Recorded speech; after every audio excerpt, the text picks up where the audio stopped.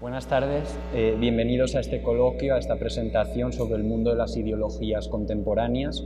Un poco a la vez que vamos a dar a conocer un libro que hemos realizado entre 25 autores, ¿no?, internacionales, pues el fin es que de manera crítica encontrar qué riesgos, ¿no?, corre la sociedad actual bajo múltiples ideologías que la invaden. Y pues bueno, un poco la metodología que vamos a utilizar en este coloquio es que yo voy a intentar enlazar cada una de las ponencias con lo que dice el libro y así ver pues una doble vía, ¿no?, teórica por parte de los autores y luego pues viendo en las partes del libro que contiene pues todas estas cuestiones, ¿no?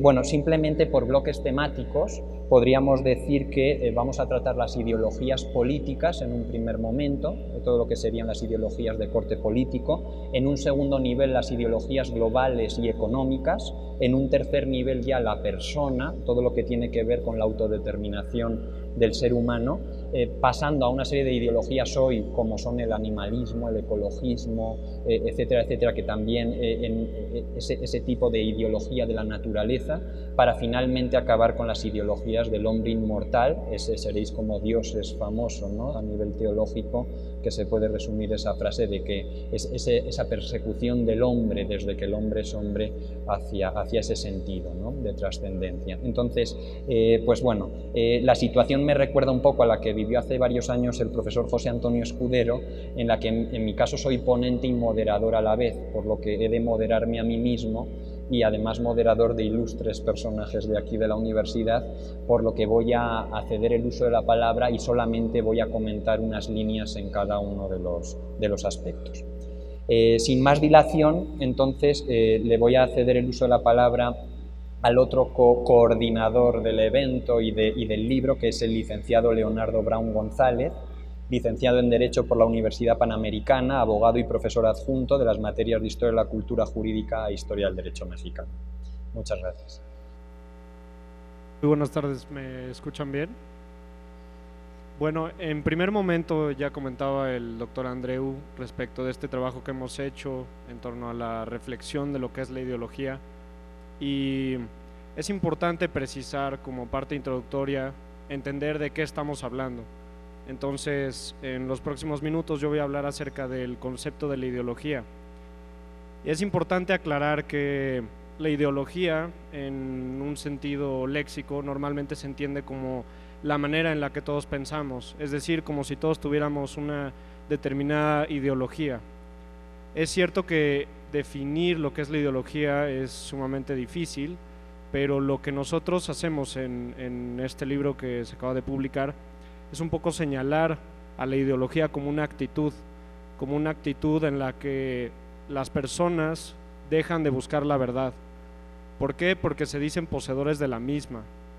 Es decir, la ideología es una actitud de soberbia, es una actitud en la que una persona cree conocerlo todo y todo lo juzga a partir de premisas implícitas. Por eso digo que la ideología es una cámara de eco, si vale la pena esta alegoría para describirla.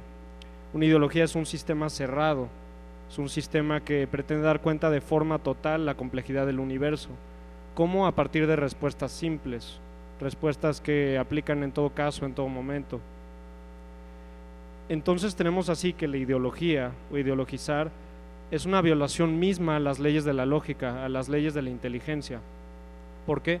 Porque si una persona está buscando la verdad, no puede tener una respuesta establecida a priori, sino que se propone por finalidad de encontrarla y no partir de la respuesta que ya tiene en un primer momento. Una ideología es una forma de pensamiento en la que se toman premisas viciadas, que se toman de forma absoluta, por lo que tomando premisas que se toman de forma absoluta, naturalmente que siempre se tiene la confirmación empírica de esas premisas.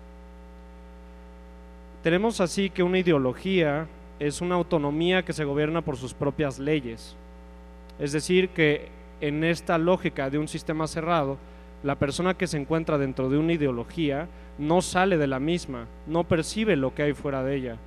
De hecho, en la obra Se trata el punto específico que la ideología entraña el riesgo de la pérdida de los sentidos. La pérdida de los sentidos en cuanto a que es imposible conocer la realidad cuando se tiene este sesgo cognitivo.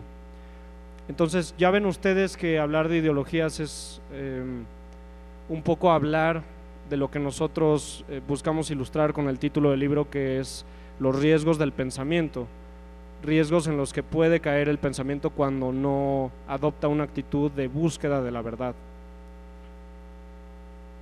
Decía Chesterton en este famoso libro de Ortodoxia que un loco es todo menos el que ha perdido la razón. Es decir, que la persona que esté ideologizada no es que no tenga un uso de razón, sino que quizá está haciendo un uso excesivo de la misma. Por eso nosotros proponemos que romper la ideología no es tanto vencerla con argumentos, sino darle un poco de aire. Es una acción de hacer que respire un poco fuera de la asfixia de un único argumento. ¿De qué se compone una ideología? Una ideología se construye a partir de medias verdades, que son estas premisas viciadas que decíamos que son los puntos de partida y al mismo tiempo el resultado final. A estas medias verdades se les da una explicación universal fuera de los alcances de las mismas para obtener resoluciones utópicas. Ustedes podrán darse cuenta de que un determinado pensamiento es una ideología cuando promete la resolución de todos los conflictos en el universo una vez que se lleven a cabo sus postulados. La ideología se basa en textos sagrados, es decir, a partir de estos textos sagrados se construye una especie de ortodoxia como una caricatura de la religión. Así tenemos, por ejemplo, que el Capital de Karl Marx se puede tomar como un texto sagrado. Tenemos que el Segundo Sexo de Simone de Beauvoir se puede tomar como un texto sagrado. La Constitución Política de los Estados Unidos Mexicanos se puede tomar como un texto sagrado. La Carta Internacional de los Derechos Humanos también se puede tomar como un texto sagrado. Y a partir de ello hacer este sistema cerrado a partir del cual se juzgue toda la realidad. Estas obras siempre se van a interpretar bajo una visión incluso religiosa, como documentos proféticos, como si dentro de ellas se hallara toda explicación del universo. El peligro de la ideología es que la ideología instrumentaliza a la persona ideologizada. Esta persona que redacta estos textos que se toman de forma sagrada se benefician en último momento de que uno piense conforme a los lineamientos que se establecieron en un primer momento. La ideología tiene un carácter uniformante. A todos ustedes les ha pasado alguna vez en la vida que se encuentran con personas que repiten una y otra vez lo mismo que uno ha escuchado en el pasado. Las ideologías también tienen distintivos, sean banderas, sean formas en las que uno viste. ¿Por qué? Porque dentro de la ideología, normalmente en el comportamiento gregario, la gente suele encontrar una identidad perteneciendo a un grupo. Es un poco una actitud que se da cuando hay una falta de personalidad, cuando hay una falta de individualidad en uno mismo. Tenemos así que existen distintivos dentro de las mismas ideologías, como lo podría ser una bandera, como lo podría ser algún distintivo que se usa en la ropa. ¿Por qué se usa esto? Para señalar que uno pertenece a un determinado colectivo. ¿Qué es lo que produce la ideología? La ideología lo que produce es una actitud que tiene una tendencia visceral, emotiva, poco reflexiva, en la que en una actitud de enojo se descarta a todo aquel que no piensa como uno, es decir, se le deja de tratar como persona. ¿Por qué? Por el simple hecho de que no piense como la persona ideologizada lo hace. En este sentido, ustedes entenderán que cuestionar una ideología siempre va a ser mal vista por las personas ideologizadas. Uno siempre va a ser mal visto por cuestionar el pensamiento predominante dentro de cualquiera de ellas. La crítica siempre va a desatar polémica para las personas ideologizadas. Y naturalmente que salir de una ideología es un proceso doloroso, es un proceso difícil. Ya hacía yo la referencia a que dentro de la ideología se pierde el sentido de la realidad, se pierden las percepciones. Salir de ella no es fácil, exige un proceso de autocrítica, de cuestionamiento, pero sobre todo de humildad. La gran pregunta que uno debería hacerse cuando reflexiona sobre su manera de pensar debería ser: ¿quién se beneficia de que piense como estoy pensando? La respuesta debería ser únicamente yo, no alguien más. Si alguien se beneficia de que yo piense de una determinada manera, evidentemente estoy siendo instrumentalizado y evidentemente estoy dentro de una ideología. En este sentido, hablar de ideologías y promover la difusión de este tipo de cuestionamientos es un llamado a la libertad y a la búsqueda por la verdad. Esto desde una postura caritativa en la que no se desestime al otro y se le ame como uno se ama a sí mismo, es decir, que se le considere como persona. Muchas gracias. Ha comentado varios temas interesantes, ¿no? En primer lugar, que el ser humano es un ser limitado y que la ideología es una explicación única de la realidad, ¿no? Entonces, claro, no se puede dudar de forma absoluta de la verdad, ni tampoco pensar que poseemos la verdad en su totalidad, ¿no? Como dice un famoso escritor navarro que es José Antonio Ullate. Y hoy en nuestra sociedad se ha instalado una especie de relativismo que luego lo van a tratar varios de nuestros compañeros, donde parece que todas las opiniones valen igual y al final todo vale lo mismo y al final nada vale nada, ¿no? Entonces, en ese sentido hay que tener en cuenta que somos seres limitados, ¿no? Pero que la verdad es adaptar nuestro pensamiento a la realidad y no a la inversa, como sucede con las ideologías modernas, ¿no? Cuando pretenden que la realidad se ajuste a la verdad de una ideología. Esto es una frase clásica, ¿no? De Hegel, donde decía que pues, si la verdad va en contra de mi realidad, peor para la verdad, ¿no? Peor para la realidad. Entonces, bueno, las ideologías, lo ha dicho muy bien, no buscan la verdad, sino que son un subproducto de la realidad con presupuestos sesgados falsos. Esto es la frase de Mannheim en la línea de Miguel Ayuso, en donde la realidad de todas las cosas se mutila en favor del pensamiento de un grupo que comparte pues, una serie de ideas. Entonces, es falso ver la historia desde cualquier ideología, es falso ver la historia desde el nacionalismo, ver una nación mítica, milenaria que existe desde que el hombre es hombre, es falso ver la historia desde una lucha como si hubiera habido una lucha patriarcalista desde el inicio de los tiempos entre la mujer y el hombre. Es falso ver una lucha de clases como si la historia hubiera sido siempre una lucha entre clases, ¿no? Como hace el marxismo, o es falso como hace el fascismo, ¿no? Una mítica propaganda de esa Roma mítica, ¿no? Que se lleva en las sociedades contemporáneas, ¿no? En los imperios contemporáneos. Entonces, esas construcciones abstractas que son teóricas, que no son ciertas, son anacrónicas y por eso son tan peligrosas, ¿no? Porque como las herejías tienen parte de verdad, pero son mentira, ¿no? En el fondo. Entonces hay que tener mucho cuidado y la historia no se puede ver con los ojos del nacionalismo, con los ojos del patriarcalismo, con los ojos de la lucha de clases, ni con un presupuesto que subsuma toda la realidad bajo una sola óptica, ¿no? Bueno, entonces eso es un tema clave con el que hay que empezar señalando esta ponencia. Sin más, le cedo el uso de la palabra al doctor Rodrigo Ruiz Velasco Barba. Antes le voy a presentar, doctor en Ciencias Sociales por el Centro de Investigaciones y Estudios Superiores en Antropología Social, miembro del Sistema Nacional de Investigadores, ha publicado una veintena de trabajos de investigación en Colombia, Chile, Argentina, España, México y además es secretario de redacción de revistas importantes como Fuego y Raya, que es una revista semestral de toda Hispanoamérica. Muchas gracias. Naturalmente, muchas gracias a Manuel Andreu, a Leonardo Brown por este esfuerzo que estoy seguro va a redituar muchos frutos. Hemos escuchado recientemente a propósito del concepto de ideología. Es un concepto súper difícil, ¿no? Es decir, es multívoco, polisémico. Hay toda una discusión alrededor de este concepto. Y yo quisiera empezar mi intervención, forzosamente muy corta, por recordar lo que una filósofa, Hannah Arendt, dijo a propósito de esto. Para ella, la ideología es la lógica de una idea. Es decir, la construcción del mundo o de parte del mundo a partir de una idea o de unas pocas ideas. Y esto es un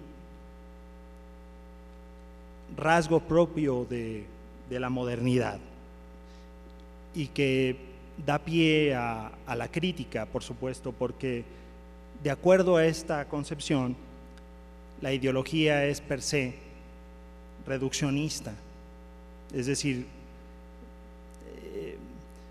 ve la parte y no el todo, y frecuentemente política. La ideología no es un mero conjunto de ideas que vaga en el aire, etérea, no. Es también las derivaciones prácticas. Y a mí en el proyecto y el libro que ha dado a luz recientemente, se me invitó a colaborar en torno a las ideologías políticas, es decir, básicamente el comunismo marxista, el fascismo y el nacionalsocialismo. También el nacionalismo como una especie de matriz en este caso del fascismo italiano y del nacionalsocialismo alemán. Todas ellas son ideologías modernas. A veces me pregunto si hablar de ideologías modernas no es un pleonasmo, es decir, no es una reiteración de algo que se da por sentado, ¿no? Es decir, las ideologías son un fenómeno moderno y en alguna manera son sustitutos en cuanto a su función de las religiones tradicionales. Ahora bien, ¿qué puedo yo decirles respecto al comunismo marxista? Curiosamente, tal y como se revela en el libro que estamos presentando, el término ideología nace con la Revolución Francesa, pero en cuanto a la crítica, es Carlos Marx el que empieza con la crítica respecto al mismo, o por lo menos uno de los más destacados. Para Marx, la ideología es, y lo cita Paul Ricoeur, uno de los más importantes académicos que reflexionan en torno a este tema, para Marx la ideología es la deformación de la realidad, pura y simplemente. Es decir, Marx inicia con esta crítica respecto al concepto. Y hay que decirlo, eso no quiere decir que Marx esté al margen del problema. Es decir, Marx, pese a que hace la crítica, realmente es alguien que enarbola otra ideología, ¿sí? Y entonces, a mí me ha tocado reflexionar en torno a esto, ¿no? Y describirlo de manera que sea fácilmente aprehensible por el estudiantado. Entonces, ¿qué podríamos recordar respecto al comunismo marxista? Hay otras formas de comunismo. El marxismo no es la única forma de comunismo, hay otras formas de comunismo. Entonces, diría que, como decía Arendt, es la lógica de una idea. Entonces, es parte de una idea a priori. ¿Y cuál es esa idea a priori? Pues es el materialismo. Es la idea de que la materia es eterna, tiene que ver con una fe en la razón. La gran potencia del comunismo marxista parte en torno a la alianza con el cientificismo. Del cientificismo creo que escucharemos hablar al respecto. El cientificismo es la idea de que la única forma de conocimiento válido es la que proporcionan las ciencias experimentales, ¿no? Entonces, pues Marx es un convencido de todo esto, ¿no? Su gran fuerza, que va a repercutir a lo largo de toda la historia, tiene que ver con esto, con que se vende como una ciencia indiscutible, absolutamente impenetrable por cualquier crítica. Hay un determinismo al respecto de lo que ha de verse a lo largo de la historia y en clave socioeconómica. Esto es lo que caracteriza la ideología de Carlos Marx y de su alter ego Engels, ¿no? Pese a ello, en el marxismo hay un rol y una necesidad de la violencia. La violencia es la gran partera de la historia, dirá. Es una visión de la historia según la cual se da de manera dialéctica pues una liberación que ha de tener lugar encabezada por el proletariado, por esa fuerza generada por el propio capitalismo, una clase depauperada que ha de protagonizar su propia liberación. No tengo mucho tiempo para disertar al respecto, pero creo que es importante reflejar las consecuencias, porque las ideologías no son, como he dicho antes, meras ideas que vagan por los aires, sino que tienen consecuencias, que tienen pues momentos en la historia donde aterrizan y generan resultados. ¿Cuáles son las consecuencias del comunismo marxista? Pues 100 millones de seres humanos eliminados durante el siglo XIX y el siglo XX, principalmente el siglo XX, ¿no? Como ha reflejado el libro negro del comunismo, pero hay otras muchas fuentes a propósito de esto, ¿no? No es, por supuesto, la única ideología sobre la cual trata el libro. También nos encontramos como ideologías modernas el nacionalismo, el fascismo, el nacionalsocialismo. ¿Y qué sería lo característico de estas ideologías? Sobre el fascismo se ha dicho mucho, realmente hay una tendencia que viene a identificar al fascismo como simplemente el rival, ¿no? Está de moda decir el otro es fascista, punto. Es un término muy vago, de acuerdo a sus principales expertos. El nazismo y el fascismo son consecuencia de una ideología que es el nacionalismo, que nace dentro de la modernidad y que presupone la unidad, la uniformidad de un pueblo en conexión con su soberanía política. Es pues algo así como un consenso decir que hay una serie de vertientes totalitarias de este nacionalismo. ¿Cuáles son? La reiterada, el fascismo, el nacionalsocialismo.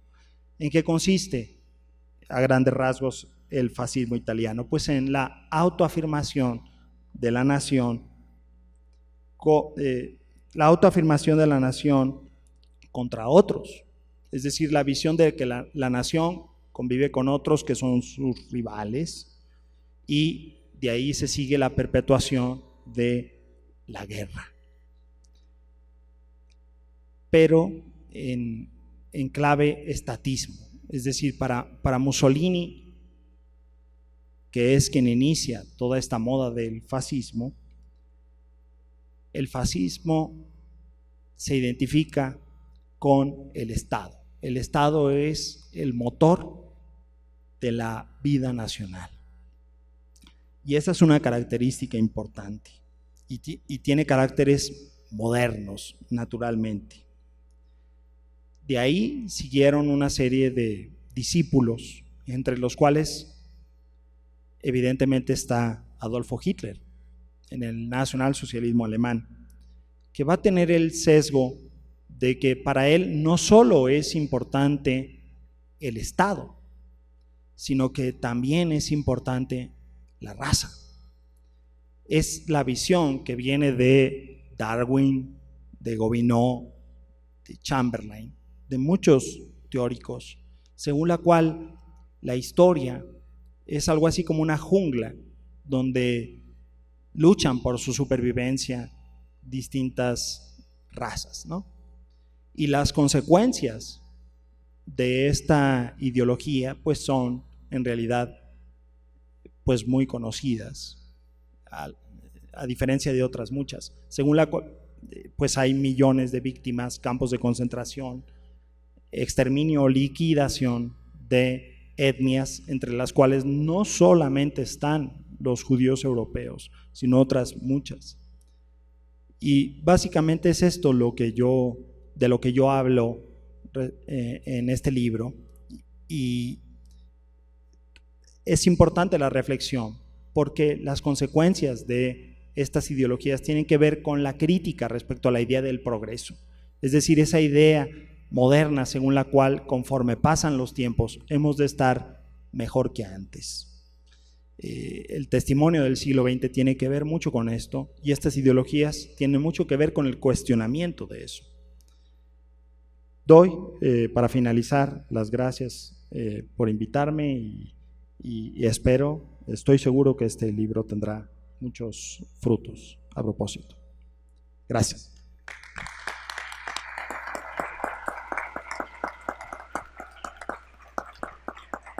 Muchas gracias, doctor Rodrigo Ruiz Velasco.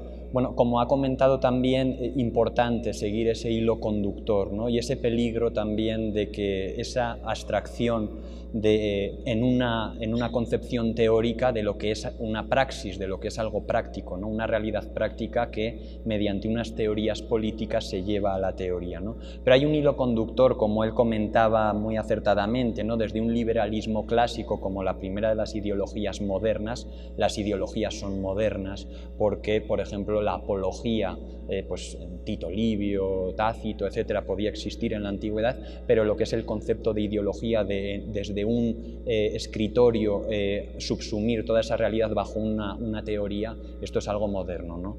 Liberalismo clásico, socialismo utópico después, marxismo, que el propio marxismo luego se reconvierte al progresismo, como un profesor nuestro que es Miguel Ayuso nos ha explicado, ¿no? Con Marcuse y Gramsci, ¿no? Y ya todo lo que es la orden progresista del siglo XX a partir de la revolución de la revolución social, ¿no? De los años 60, el nacionalismo, un punto trascendental, ¿no? Tomás Pérez Bejo tiene una frase que dice que las leyes crean estados, las leyendas crean naciones. Entonces el nacionalismo es una de las ideologías más potentes de nuestro tiempo, aunado al romanticismo y otras, colonialismo, el comunismo, que no es el marxismo porque está Lenin, el fascismo que muy bien ha mencionado, ese nacionalsocialismo, finalmente hoy ese populismo que también es una de las ideologías, y no solo el populismo sino también, a mí me gusta comentarlo, o sea, no es ninguna tontería lo que algunos teóricos han bautizado como totalitarismo democrático, el caso de Danilo Castellano, por ejemplo, y ahora veremos por qué en alguna de las siguientes ideologías de nuestro tiempo, ¿no? Y finalmente la ideología actual, ¿no? Del dinero, la ideología donde la sociedad de mercado, donde se subordina la cultura, la política, la economía, el capital, a los mercados financieros y por lo tanto a la especulación y a la mentira, ¿no? Que dice Jesús Ballesteros. Entonces, esa McDonaldización del mundo, ese mundo de la especulación, ese mundo en el que el individualismo, en el que hay un vacío existencial, que diría Zygmunt Bauman, y pues un poco, por poner un ejemplo, la industria del sexo, por ejemplo, ¿no? La industria pues como un producto de consumo global en las sociedades actuales, donde se instrumentaliza a la mujer, ¿no? Se cosifica a la persona y pues un poco la sociedad se hace producto y no cliente, como son las redes sociales, ¿no? Y con todas las derivaciones que tiene el materialismo de consumo en el medio ambiente, etcétera, etcétera. Bueno, creo que con esto es un pequeño resumen de lo que pueden encontrar y de lo que se podría desarrollar mucho más ampliamente. Bien, entonces ya me dirijo a presentar al doctor Héctor López Bello. El doctor Héctor López Bello, estudios de licenciatura en Derecho por la Universidad Panamericana, sus estudios de especialidad en Antropología Filológica por la Universidad Panamericana, estudios de doctorado en Derecho por la Universidad Rey Juan Carlos de Madrid, y él ha sido profesor de Argumentación y Retórica en la Facultad de Gobierno y Economía de la UP, profesor a nivel posgrado de la Escuela Federal de Formación Judicial, del Poder Judicial de la Federación y en el Tribunal Federal de Justicia Administrativa. Adelante. Cuando el profesor Andreu y el profesor Brown me hicieron un favor de invitarme a participar en esta obra que estamos hoy día presentando, yo lo hice con mucho entusiasmo, sobre todo pensando en el auditorio al cual está dirigido, que es ustedes precisamente, que son los jóvenes, los estudiantes. A veces se dice de forma errónea, son el futuro de México. No es cierto, ustedes son el presente de México y del mundo. y precisamente me siento muy honrado compartir aquí con queridísimos amigos, grandes profesores de ustedes, porque hemos preparado todos este texto que de verdad los invito a que lo consigan, lo lean, pero sobre todo que aprendan de él. Lo hemos hecho pensando en ustedes, porque la juventud hoy en día se convierte en el principal destinatario de las ideologías. Ya lo han dicho los profesores, esto es un tema contemporáneo, un tema moderno, que tiene nombre y apellido. Tiene un nombre y apellido que va dirigido al consumo, va dirigido a las masas, va dirigido precisamente para que no pienses. Y eso es uno de los temas que me pidió el doctor Andreu que platicáramos en esta obra, que yo platico un poco del tema del relativismo. Esto que ustedes han escuchado y que hoy está tan de moda, porque no sé si afortunado o lamentablemente hoy en día, pues somos todos productos de lo que se dice, se hace y se manipula en las redes sociales. Las redes sociales se han convertido en la pauta, en la brújula de acción. ¿Sabes qué es lo peor? De nuestra forma de pensar. Nos hemos esclavizado de lo que dicen las redes sociales y nos hemos relativizado en no buscar la verdad. El relativismo parte por ese punto. La verdad no existe. Solamente existen verdades particulares. Seguramente han escuchado esta frase de este famoso poeta español sevillano Gustavo de Campoamor: en este mundo traidor, nada es verdad ni nada es mentira, todo depende del color del cristal con que se mira. Y yo siempre digo, preciosa poesía, pero pésima filosofía. Porque si es cierto esto, si sería cierto esto de que no existen verdades y que no existen mentiras y que cada quien tiene una visión particular y lo que cada uno mira se convierte en la verdad, entonces ¿para qué dialogamos? Entonces ¿para qué estamos aquí? Estoy entre futuros colegas y colegas abogados. Yo le digo a otros colegas abogados, si esto fuera cierto de que no hay verdades, el derecho ni siquiera tendría razón de existir. Los abogados nos dedicamos, y ustedes estudian, a defender verdades. Eso es lo que vas a defender el día de mañana, no solamente una verdad jurídica, sino una verdad ontológica. Si partimos de que la verdad no existe, entonces ¿para qué estamos aquí? ¿Para qué estamos en sociedad? Porque el relativismo se ha convertido en una de las ideologías que precisamente está orientada para sesgar el pensamiento, para colocarnos en la ignorancia. El relativismo, como es una ideología de muy fácil apreciación, fácilmente te compras esas ideas. ¿A poco no te has puesto también a pensar? Y lo hemos dicho, porque todos hemos a veces sido víctimas del relativismo. Pues es que no existe la verdad. Y lamentablemente sucede que hoy en día, y tú lo ves en las redes sociales, ¿dónde está basada tu opinión? En la esclavitud de pensar lo que el otro dice. ¿Y dónde está tu libertad de criterio, de pensamiento, tu mente crítica? ¿Qué haces cuando estás en el internet? Retuiteas, perdóname, yo soy de otra generación. Retuiteas, le das el like y le estás moviendo nuevamente ahí. Dale reenviar. ¿Te has puesto a pensar qué estás reenviando? ¿Cuánta verdad hay atrás de todo esto? ¿O cuánta mentira? Como todas las opiniones valen, como todo vale, todo es válido, y yo te invito a que te plantees esto. ¿Es verdad que todo vale? ¿Que cualquier opinión vale lo mismo? Cuando una opinión no tiene un sustento de objetividad y está basada en ideologías, en sentimentalismos, en falacias, esa opinión se convierte en causa de mentira. Y cuando nosotros nos adherimos a esas opiniones sesgadas, somos parte de la mentira. Por eso de que todas las opiniones valen, entra en serio cuestionamiento. Que también te van a decir, es que ¿sabes qué? En este mundo, y lo escuchamos en los medios de comunicación, en los discursos políticos, en la radio, hay que tolerar. Tolerancia, valor de la democracia, decía por ahí un eslogan político de alguna institución política. ¿Qué es tolerar? Porque ese es como yo lo denomino los términos talismán. Un término talismán lo utilizas para lo que sea. Tolerancia, democracia, derechos humanos, dignidad, pero como no nos detenemos a pensar qué significan, tolerar bajo una perspectiva relativista de que no hay verdades, te lleva incluso hasta aceptar injusticias, aceptar mentiras, aceptar falsedades. Cuando tú toleras, ya estás considerando que no hay un sesgo de objetividad, que no hay un contenido de objetividad y que hay un mínimo sesgo de subjetividad ahí. Tolero, lo acepto, pero no me adhiero. El problema es que empezamos a tolerar y nos adherimos a cualquier postura. Y es donde viene el problema mayor, porque cuando tú empiezas a aceptar todo sin cuestionar, sin analizar y sin reflexionar, ¿qué pasa? Te conviertes en un esclavo del pensamiento. Por eso las ideologías están pensadas en no ejercitar y en no hacer que tú ejercites tu libertad. No hay libertad de pensamiento. Te has puesto a pensar todos estos conceptos relativistas. Si no hay nada de verdad y solamente vale tu verdad, qué peligroso es esto para la sociedad. Porque el único que vale bajo esta perspectiva soy yo. Los demás no me importan. Porque tu verdad es tan buena, tu pensamiento es tan bueno, te respeto y te tolero, pero lo más importante es lo que yo pienso. Date cuenta cuántos satisfactores te está generando hoy en día esta medida relativista que realmente a veces ni necesitamos, y lo más importante nos lo dejan sesgado. Hoy, ¿qué es más importante? Tener el teléfono de moda, tener el bolso de moda, tener la corbata más nueva o la pluma más nueva.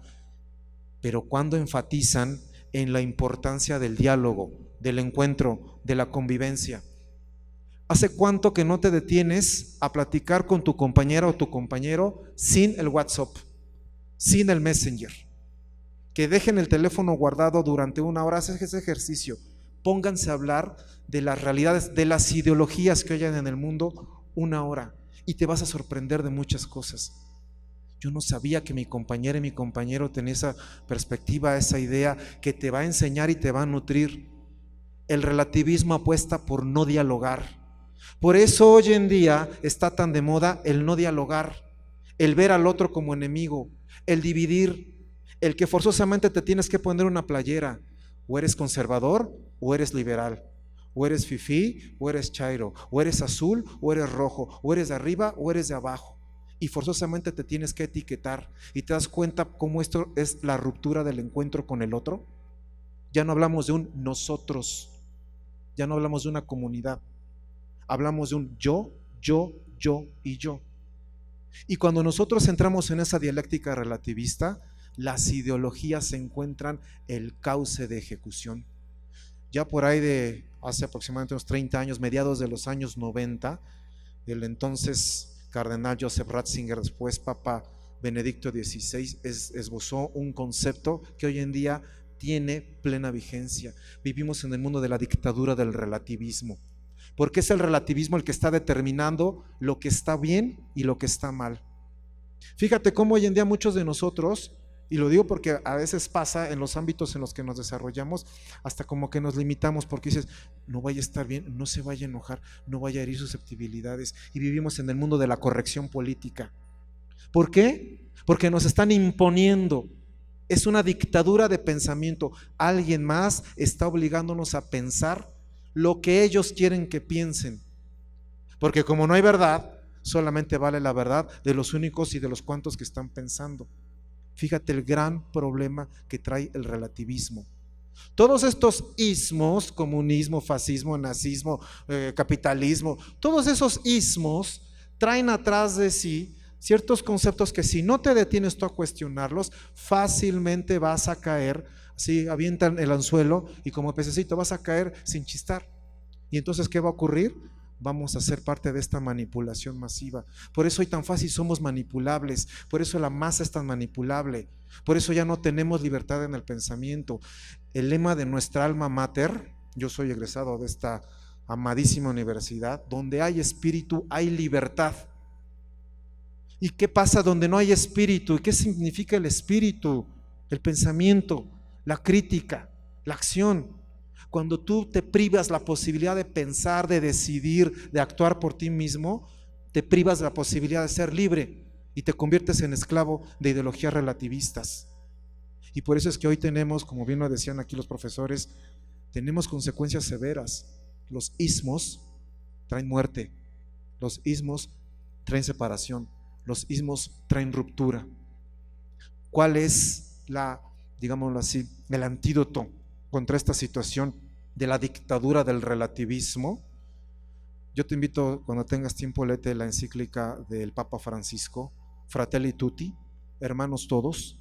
Volvamos, y no tiene que ver necesariamente con un aspecto meramente religioso, sino esto que nos hace falta, que es lo que el Papa insiste tanto. Volvamos al encuentro del otro, no relativicemos la existencia y la realidad. Encuentra al otro, porque encontrando al otro te encuentras a ti.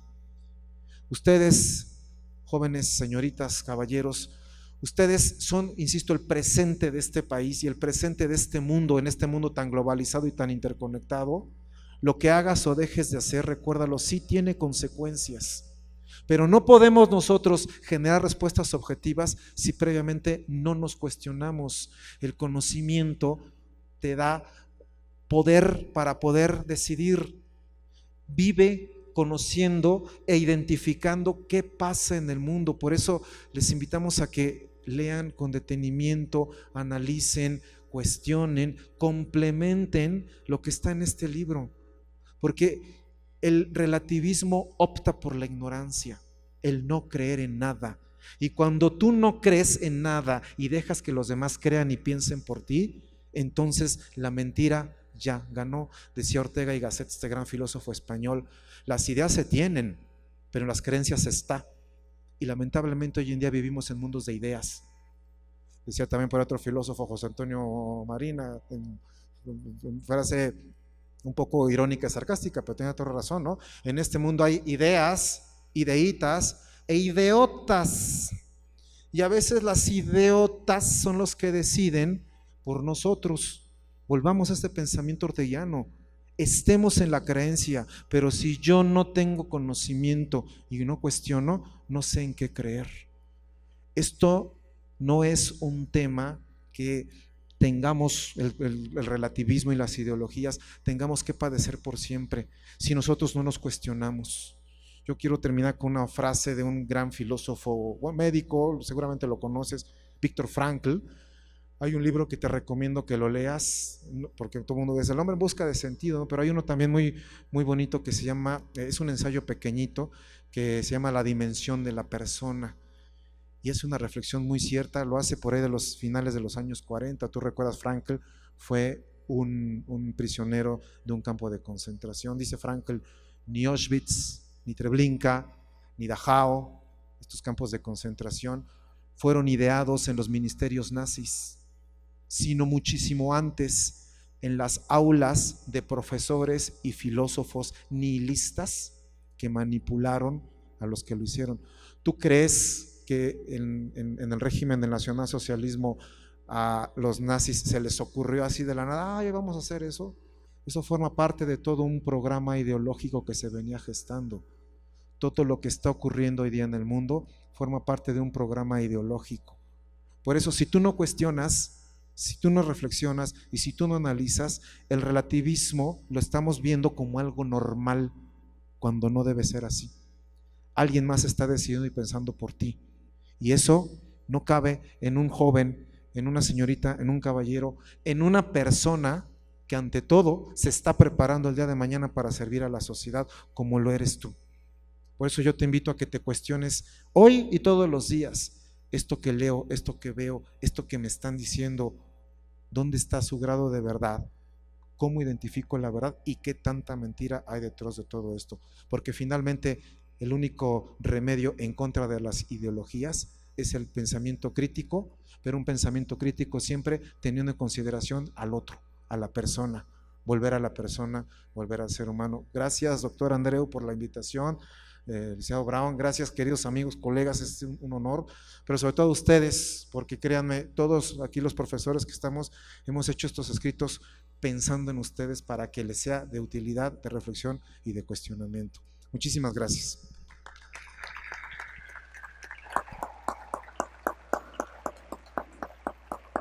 Muchas gracias, doctor Héctor López Bello. Bueno, ha comentado tres temas que me gustaría rescatar y de manera telegráfica casi, ¿no? Pero el relativismo moral que hemos señalado, ¿no? Siempre en nombre de la tolerancia, pues hace que se acaben cometiendo los mayores crímenes y las mayores aberraciones con los más indefensos, ¿no? Decía el poeta Rilke, que tras la belleza está lo terrible, ¿no? Entonces se me viene a la cabeza la famosa Agenda 2030, ¿no? Donde hay elementos como muy positivos para combatir una pobreza en el mundo, una igualdad efectiva, etcétera, pero en el fondo pues es muy distinto, ¿no?, lo que se persigue. Entonces, por eso yo antes mencionaba este término, ¿no? Cuando se habla del horror de los crímenes que cometieron los nazis, o sea, no falta razón evidente para condenar esa barbarie, o las purgas de Stalin, por ejemplo, tendemos a pensar que en nuestro tiempo eso no existe, ¿no? Ese totalitarismo ha quedado atrás, pero en nombre de la libertad y en nombre de la tolerancia, pues hoy, por ejemplo, en 2 años hay más muertes por abortos que los 100 millones de muertos de todo el comunismo en el siglo XX, ¿no?, para poner un poco en contexto de lo que estamos hablando. Entonces, esa falsa tolerancia hace pensar a una gran mayoría de la gente, que lo ha comentado el doctor, bien pensante, no con culpabilidad en muchos casos, que parece que el que tolera, por el hecho de tolerar de manera objetiva, ¿no?, lo decía el doctor, pues realmente es una persona buena, ¿no?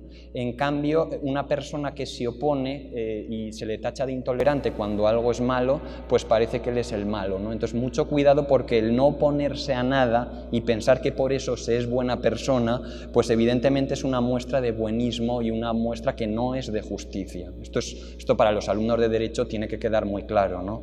Entonces, el Derecho tiene la obligación de prohibir la expresión de opiniones cuando ponen en riesgo el orden social. Y dice un profesor de Valencia, catedrático, Aniceto Masferrer, que no puede ser que mientras unos gocen de derechos de manera plena, otros padezcan en nuestra sociedad sus consecuencias, ¿no? No puede ser que en una sociedad empoderada actualmente, ¿no?, donde se elevan a acciones injustas a la categoría de supuestos derechos, pues que al final son situaciones vergonzosas y situaciones trágicas, ¿no?, que vulneran a los más vulnerables, ¿no? Entonces, hoy no estamos tan alejados de esos tribunales que comentaba el doctor en los juicios que hacían los nazis y los campos de concentración, ¿no? Porque muchos órganos internacionales, la legalidad, que la mayoría determine lo que es bueno o malo, evidentemente eso no es verdad, ¿no? Porque una mayoría piense una cosa no significa que eso sea bueno.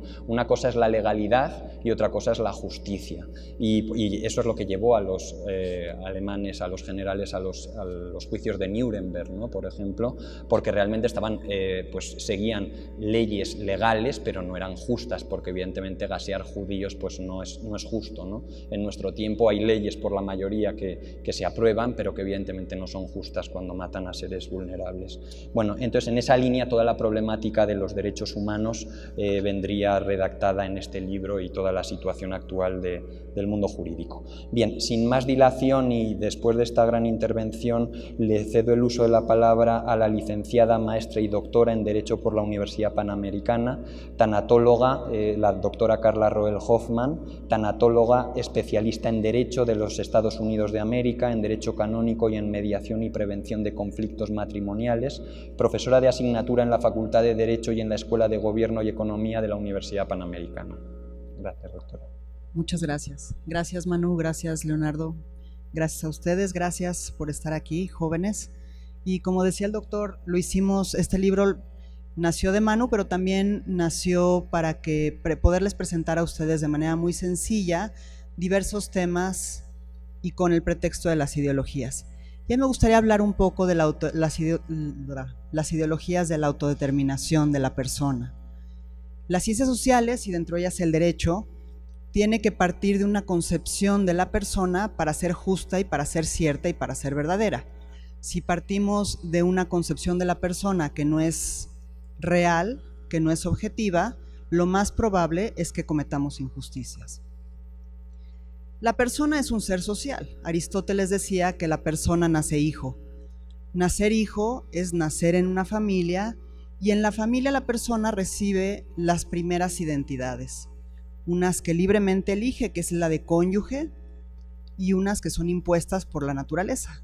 La identidad filial, la identidad de hijo o la identidad de hermano. Y ninguna de estas puede mezclarse la una con la otra. Son identidades primarias. Y eso quiere decir que son identidades que no podemos tener esa identidad y esa relación frente a otro de otra manera. ¿Eso qué quiere decir? Yo no puedo ser hijo y esposo de la misma persona al mismo tiempo. Soy esposa de uno y soy madre de otra, o soy hija de otros. Esas son las identidades filiales. Obviamente la persona, todos nosotros nos gusta pertenecer y buscamos pertenecer de distintas formas y distintas maneras a los grupos sociales que nos interesan. ¿Qué pasa cuando esa pertenencia nos obliga a sacrificar las identidades que tenemos? Y entonces sacrificamos lo más preciado que somos, ese ente único, irreductible, irrepetible que es la persona. Para hablar de persona, podemos dar aquí 25,000 definiciones, yo me voy a quedar con una cortita, que para mí es la más completa de todas. La persona es espíritu encarnado. Una persona, el cadáver de una persona no es una persona, el cuerpo de una persona sin alma es un cadáver, una persona que dejó su cuerpo, el alma de una persona que dejó su cuerpo, pues quién sabe qué será, ustedes me dirán dependiendo de lo que piense cada quien, pero es el espíritu de una persona, más no es una persona. Las personas somos espíritu y somos cuerpo. ¿Qué significa esto? Pues déjenme, vamos a tantito, permítanme quitarle su tiempo para reflexionar al respecto. El ser espíritu implica que somos seres racionales, que en principio tendemos a buscar la verdad. Esa razón nos va a presentar la verdad objetiva. Podemos equivocarnos, y ustedes, jóvenes estudiantes de Derecho, saben que el error es la falsa apreciación de la realidad. Pero lo que busca la razón es conocer la verdad, y conocer esa verdad objetiva. Una vez que la razón conoce la verdad, la voluntad tiende al bien. Obviamente la verdad y el bien se pueden presentar de la misma forma. El bien la verdad es un bien. En la actualidad el gran riesgo que tenemos es que no educamos, empezando que no educamos la razón y caemos en el relativismo y en que cada opinión vale más y las opiniones valen lo mismo, que no hay nada más ignorante que una opinión, porque yo puedo opinar lo que se me da la gana aunque no tenga yo un gramo de verdad. Pero ya una vez que conocí la verdad y que conocí el bien, en principio mi voluntad debería tender al bien.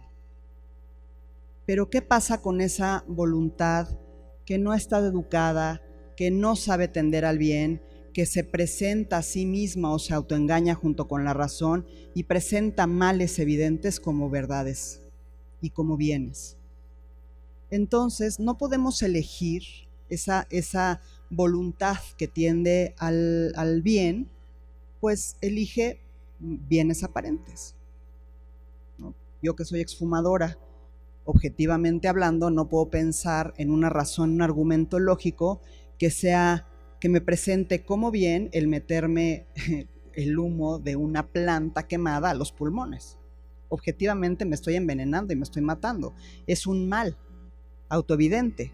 Pero la razón se engaña y entonces le presenta a mi voluntad que el humo es bueno porque me tranquiliza, que tampoco es cierto, porque la nicotina es un estimulante, y entonces me malviajo y elijo el mal. Y en vez de elegir al otro y elegir la verdad y elegir lo bueno y elegir lo justo, elijo el error, elijo la mentira, elijo el mal y elijo el libertinaje.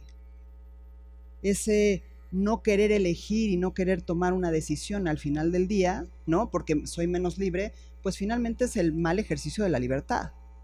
Y también si no estamos partiendo de la verdad objetiva, es muy fácil caer en el libertinaje y en hacer lo que se me da la gana porque mi opinión es la que cuenta y mi verdad es la importante.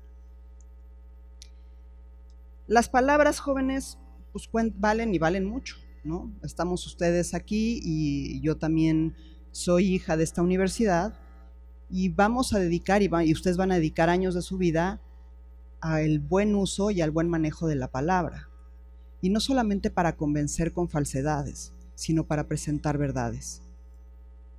Aquí el tema de la verdad y el tema de las palabras es cómo esa voz interior que tenemos en nosotros nos puede llevar a mentirnos en quiénes somos.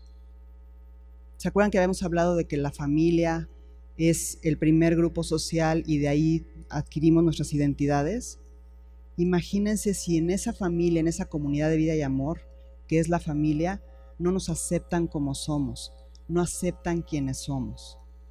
Y además, esa voz interior que nos lleva a rechazar lo que somos y la verdad de que somos únicos e irrepetibles y creados a imagen y semejanza y con todo el amor de la creación, ¿no? Ayer reflexionaba con mis alumnos de Derecho Canónico cómo Dios, el último acto de la creación es el hombre y la mujer, y dice, y ahora sí todo es bueno, y Dios se toma el último día de descanso. Si eso no es ser amado y no es ser deseado y no es ser planeado y no ser aceptado desde los orígenes, no sé qué es. Cuando la persona, habíamos hablado que es cuerpo, es espíritu encarnado, ya hablé de los atributos de la razón, de la espiritualidad de la persona. Me gustaría hablar con ustedes del cuerpo, ¿no? Solemos escuchar que tenemos cuerpo, pero algo que tengo lo puedo cambiar, lo puedo destruir, lo puedo maltratar, lo puedo desechar, lo puedo vender, lo puedo malpreciar. Pero si soy cuerpo, la cosa cambia. Porque ese cuerpo es el cuerpo de una persona que es única y irrepetible. Y es un cuerpo sexuado. Porque nos guste o no y nos presente la ideología lo que nos quiera presentar, es un hecho científico incontrovertible que los seres humanos venimos en XX o en XY. Y esa es parte de quienes somos. Es una verdad autoevidente. ¿Y se acuerdan que estaba yo diciéndoles qué pasa cuando por pertenecer negamos nuestra identidad?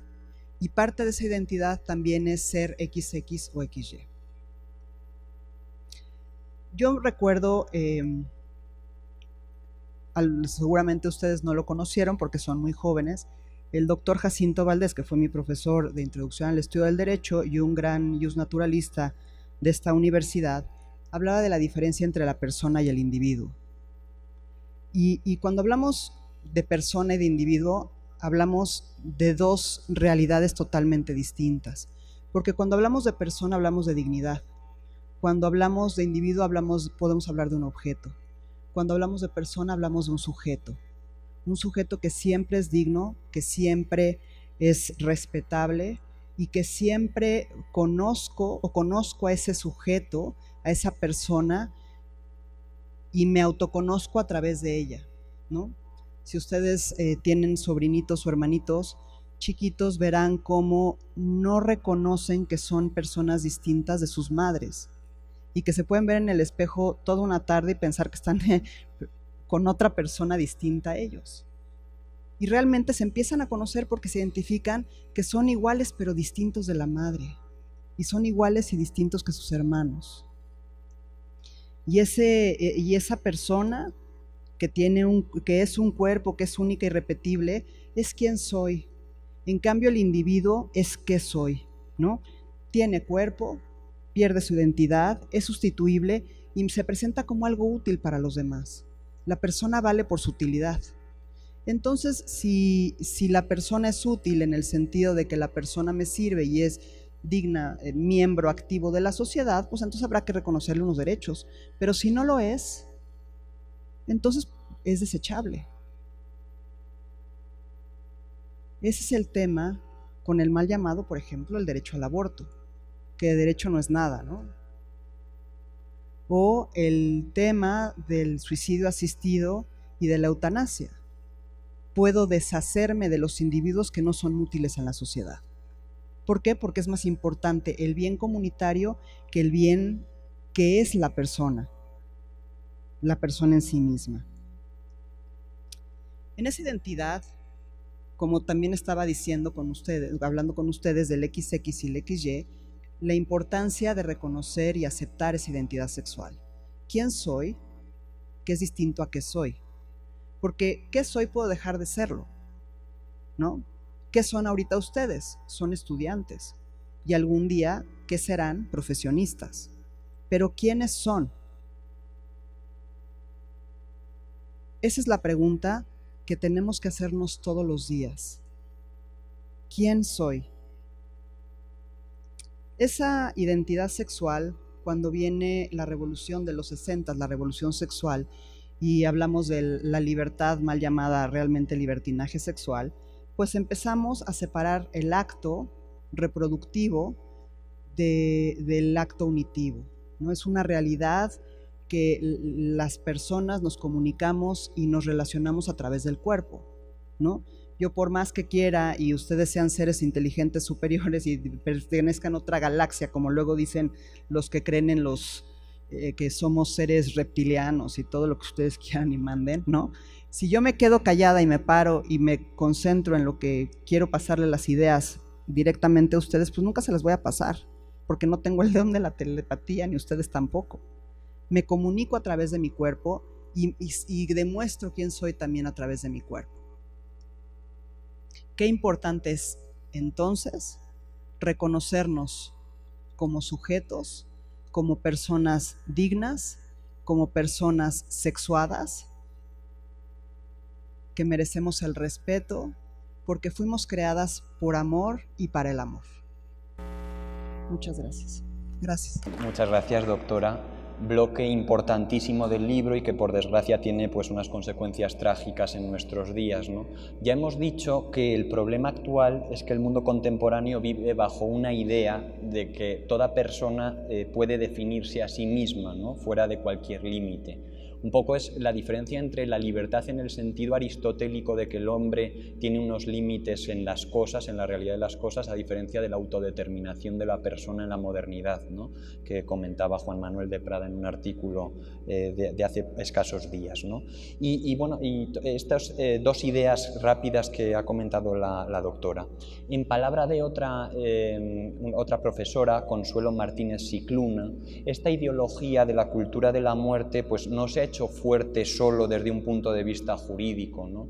Sino que también desde la educación, y otros autores como Benigno Blanco dice que jamás en la historia el Estado, la ciencia, la tecnología y la cultura dominante se han puesto todas al servicio sistemáticamente del patrocinio de crímenes, ¿no? Contra los más débiles. Entonces, el negar esas realidades objetivas entre un hombre y una mujer, entre los sexos, pues se llega artificialmente a las utopías, ¿no? Y cuando, por ejemplo, se acude siempre al tópico de que una madre tiene derecho a decidir, el famoso derecho a decidir, esto los alumnos de Derecho seguramente lo conocen, pues asevera José Ignacio Munilla que una cosa es decidir cuándo y cómo ser madre, y otra cosa es, cuando ya se es madre, pretender decidir dejar de serlo, ¿no? Entonces, la libertad no es hacer lo que se quiera, sino obrar queriendo aquello que es bueno objetivamente, ¿no? Otra frase, la de Simone de Beauvoir, ¿no? La mujer no nace, la mujer se hace. No, la mujer nace distinta al hombre, cada uno con sus particularidades biológicas, y debe gozar de los mismos derechos, de las mismas oportunidades y pues de los mismos valores, ¿no? Bajo una igualdad bien entendida. Pero no puede hacerse de ella algo que no es, igual que del hombre no puede hacerse algo que no es.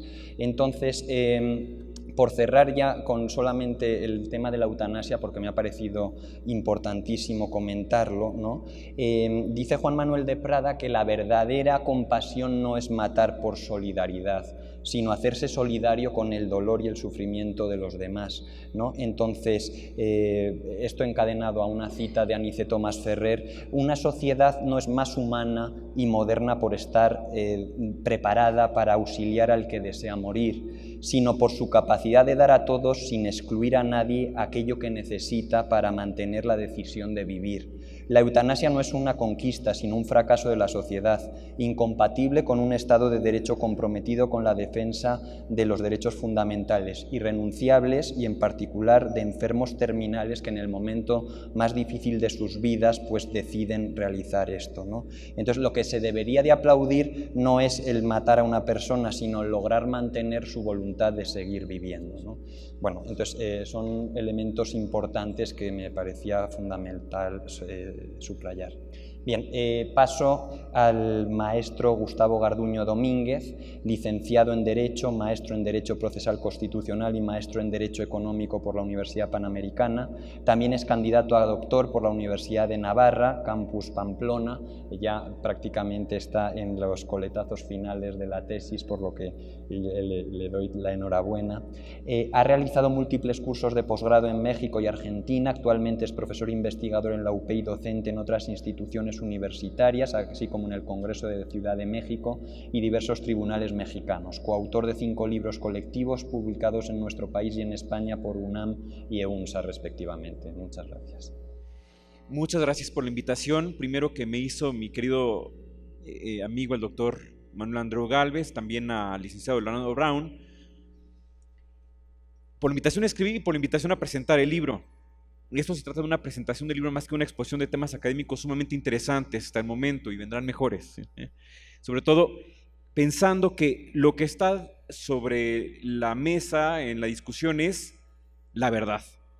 Se nos adelantaba ya muy bien el doctor López Bello hablando sobre el relativismo, tantos puntos tan importantes que hay que mencionar al respecto.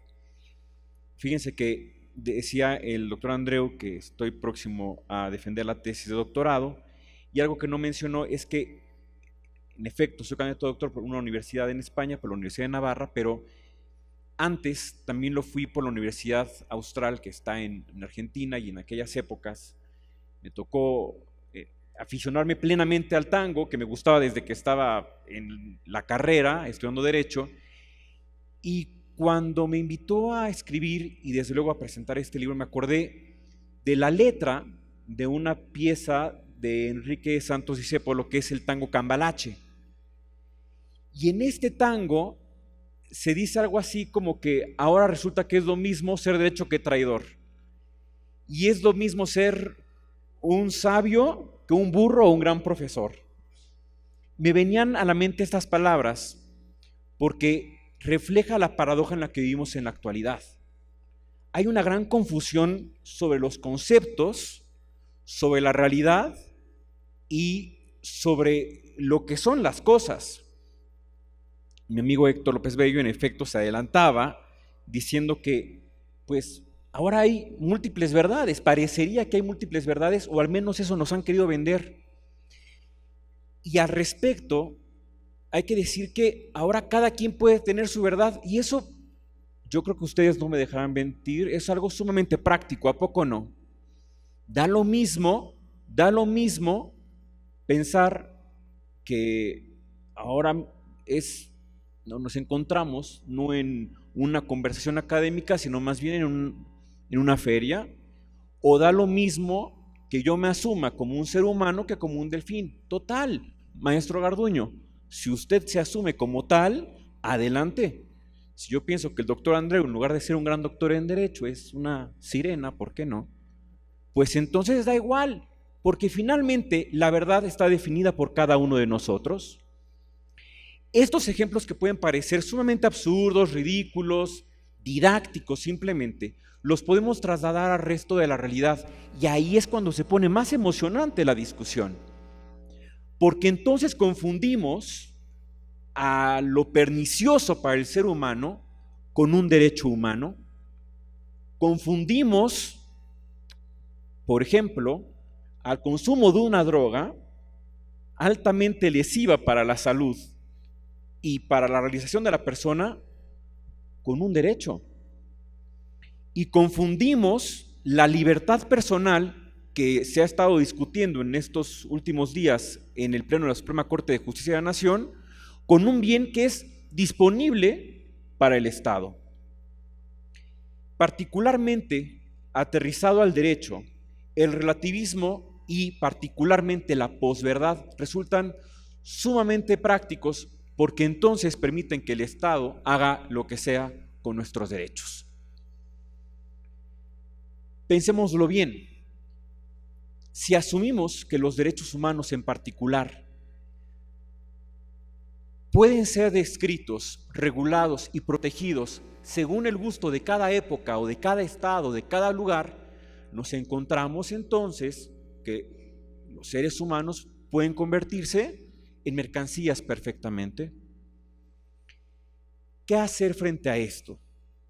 Ya se me adelantaban varios de los ponentes con gran sabiduría. Hay que asumir una posición crítica. Nuestra sociedad occidental u occidentalizada se ha encontrado con una patología muy grave que es la posverdad. ¿Qué es la posverdad? Hace rato definían las ideologías, el relativismo, pero como si no fueran pocos nuestros problemas en la posmodernidad, nos encontramos con otro que es la posverdad. ¿Qué es la posverdad? Una distorsión de la verdad. Una distorsión que se hace respecto de la realidad, respecto de cómo son las cosas objetivamente, que implica manipular creencias y manipular emociones para imponer la verdad. Si ustedes lo piensan, nos encontramos inmersos en un escenario en el que la posverdad es protagónica. ¿Quién no ha escuchado, por ejemplo, aquí? Levanten la mano quien no lo ha escuchado, el derecho a morir con dignidad. ¿Quién no ha escuchado de ese derecho? Ahora, el derecho a morir y el derecho al suicidio, como si existieran realmente tales derechos. Esos derechos han sido establecidos por un grupo de interés, por el Estado o por aquellos a quienes les conviene que exista tal derecho como una distorsión de lo que verdaderamente es un derecho humano. Nos encontramos con que la posverdad en efecto se encuentra ligada a un relativismo rampante en la sociedad actual y que implica aceptar una verdad impuesta, una verdad que no es verdad realmente. Y nos encontramos también con que puede existir la posibilidad de que, además de verdades múltiples, exista, ante la incomodidad de la verdad, ante la incomodidad de aceptar lo que realmente es, como es, un relativismo friendly. Yo le diría de esa forma, un relativismo friendly. Porque el relativismo, si ustedes se dan cuenta, es muy cómodo. Es un relativismo amigable, es seductor. Hay que regular los derechos humanos como cada quien quiere y como cada Estado quiera, como quiera cada constitución o el grupo de 11 que se encuentre en un tribunal constitucional, o de 7 o de 9 o el número que corresponda. El relativismo entonces seduce porque no tiene las dificultades de defender la verdad como lo que es. Y como ilustración de esta verdad múltiple que existe en nuestros días, yo los invito a pensar en un ejemplo concreto también de las últimas semanas. Aquí nadie está desenterado sobre lo que pasa con el tristemente célebre caso Ayotzinapa. Asumir la posibilidad de que exista una verdad legal y una verdad histórica es asumir el relativismo. No puede haber una verdad legal y una verdad histórica. Tiene que haber una verdad y punto. Asumir este juego de conceptos, estos juegos de palabras, es caer en un engaño. Y caer en un engaño necesariamente es vivir sin libertad. Me parece que la invitación que se hace aquí en conjunto es optar por la libertad. No vivir en el autoengaño del relativismo, en el autoengaño de las ideologías, en el autoengaño de la posverdad, que puede parecer muy cómodo, pero que termina siendo altamente pernicioso para el ser humano. Termino diciendo que para enfrentarse a estas dificultades que ya Zygmunt Bauman retrataba en La sociedad líquida, es necesaria la vuelta a la razón, la vuelta al sentido común. Particularmente para quienes nos dedicamos al derecho, es muy importante que cuando nos demos cuenta de que un derecho humano, un pseudo derecho humano, no está alineado a la naturaleza humana, ahí nos podemos dar cuenta de que no hay un derecho humano realmente. Porque aquello que va en contra de la naturaleza humana no puede ser un derecho y tiene que estar prohibido. En ese sentido, hay que asumir nuestra vocación por aquello a lo que nos incorporamos a estudiar derecho. Defender la justicia, defender los derechos humanos como lo que realmente son y, ante todo, defender la verdad. Les agradezco mucho su atención y, oigan, nadie lo ha dicho porque son muy prudentes, pero lo importante de las presentaciones de los libros es que después de las presentaciones compren el libro. Muchas gracias. Interesantísima disertación que tiene como telón de fondo esos dos ejes que hemos hablado del relativismo y de la malentendida libertad moderna, ¿no? Y esa desvalorización del ser humano y su equiparación a cualquier otra cosa, ¿no? Cuando ha puesto el ejemplo de la sirena, pues a mí me venía a la cabeza, por ejemplo, que hoy, por ejemplo, se equipara el ser humano con cualquier otro animal, ¿no? El especismo, ¿no? El especismo. Entonces, un poquito esa vinculación hacia las características del hombre como un ser más del universo, de la naturaleza, donde se le resta pues sus condiciones que son distintas a cualquier otro ser viviente, ¿no? Que es esa racionalidad y esa libertad, ¿no? Entonces, bueno, se posee una inteligencia que concibe y manos que transforman, ¿no? Que diría Natalia López Moratalla o el propio Prieto López, ¿no? El pensamiento de cómo la concepción abstracta de la realidad, el hombre es distinto a cualquier tipo de animal, distinto a cualquier tipo de elemento de la naturaleza. El hombre no es un animal, es un animal racional, dotado de logos. Esa es la gran diferencia con los animales y que es algo insuperable que no se puede pues equiparar, ¿no? Bien, eso no quiere decir que no haya que amar a los animales, pero una cosa es amar a los animales y otro tener un vacío existencial, tener muchos animales y un vacío contra el hombre, ¿no? Ese es el riesgo. Bien, en las dos últimas intervenciones la doctora Luz María Guadalupe Pichardo García va a intervenir, bueno, ella es licenciada en Biología por la Universidad Autónoma Metropolitana Iztapalapa, maestra en Ciencias con especialidad en Bioestadística por el Colegio de Posgraduados de Chapingo, maestría en Humanidades con especialidad en Valores por la Universidad de Ciudad de México, doctora en Ciencias con especialidad en Bioética por la Universidad Nacional Autónoma de México, actualmente profesora investigadora de la Facultad de Derecho de la Universidad Panamericana, donde trabaja desde 2005. Muchas gracias. Gracias. Pues agradezco la invitación de Manu y del licenciado Leonardo Brown y les aplaudo a ustedes, de verdad, el que se hayan mantenido hasta ahorita, excepto los que están saliendo, claro, pero bueno, y los que ya salieron hace rato, pero aplaudo que hayan llegado hora y media con temas como estos, que son áridos, difíciles. Yo no creo que ustedes puedan con el libro perseverar una hora. Tendrán ratitos, ¿no? Pero yo les aplaudo que se queden y ojalá puedan mantenerse en on. Yo trataré de ser muy breve. Yo creo que la única que no soy abogada entre los presentes, y voy a ser muy breve con el capítulo que me tocó comentar, que es el de las ideologías del hombre inmortal. Y para un poquito aligerarles esto, pues yo quería pasar una presentación, pero luego se me ocurrió que los abogados nunca pasan presentaciones, ni los humanistas. Entonces yo dije, no, voy a salir como que bicho raro, ¿no? Entonces dije, bueno, no, vamos a hablar, ¿no? Entonces, pero bueno, en esa presentación que ya había hecho, yo les había puesto varias películas y se las dejo de tarea. Pues que a lo mejor ya lo saben, ya las han visto. La Guerra de las Galaxias, que es de hace 50 años, ¿no? Pero pues, yo creo que la conocen porque sigue, ¿no? La saga todavía, y ahí está Obi-Wan Kenobi, y ahí está Citripio y todos los cyborgs que salen por ahí, Robocop, Blade Runner. Van a decir, uy, esto sí que es de hace muchos siglos. No, son del siglo pasado, de los 80s y los 90s, y por ahí pueden conseguir las películas. Y no me quedo en lo de atrás. Están los Avengers, está Iron Man, están todos estos que nos han metido las ideas que voy a comentar de transhumanismo, que nos han estructurado la cabeza desde bebés. A ustedes, a nosotros, pero a ustedes, desde chiquitos, pues nacieron con eso, ¿no? Han nacido con eso y han nacido con esa, pues digamos que a Steven Spielberg le preguntaron por sus películas, ¿no? Le preguntaron, oiga, ¿y sus películas de fantasía?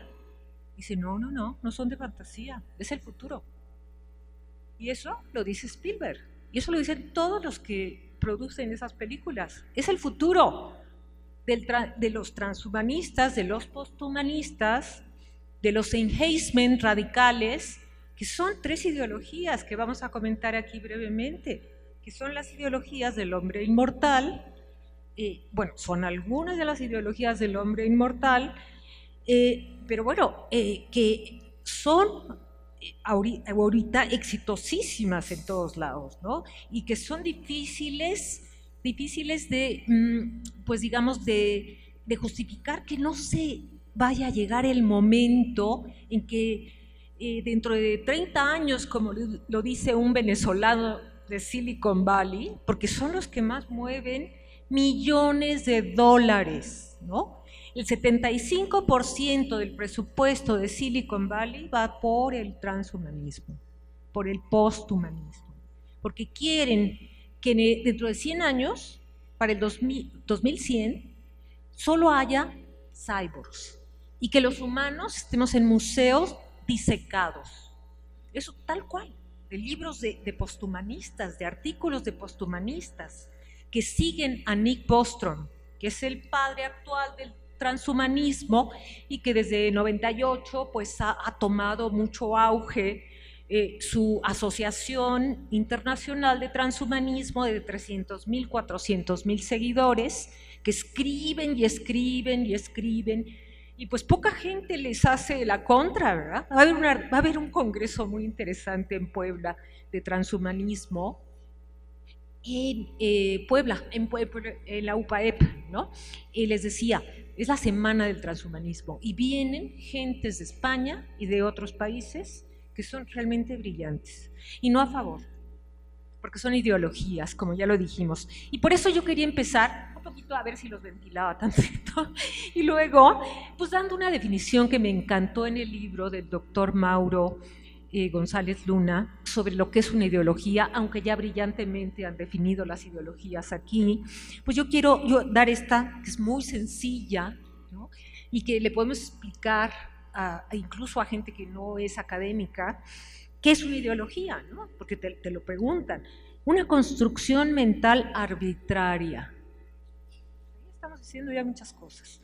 Una construcción mental arbitraria, sin fundamento en la realidad. Y aquí es lo que han dicho mis compañeros, ¿no? No hay fundamento en res, ¿no? En la realidad, como dicen los filósofos. No estás con una referencia objetiva.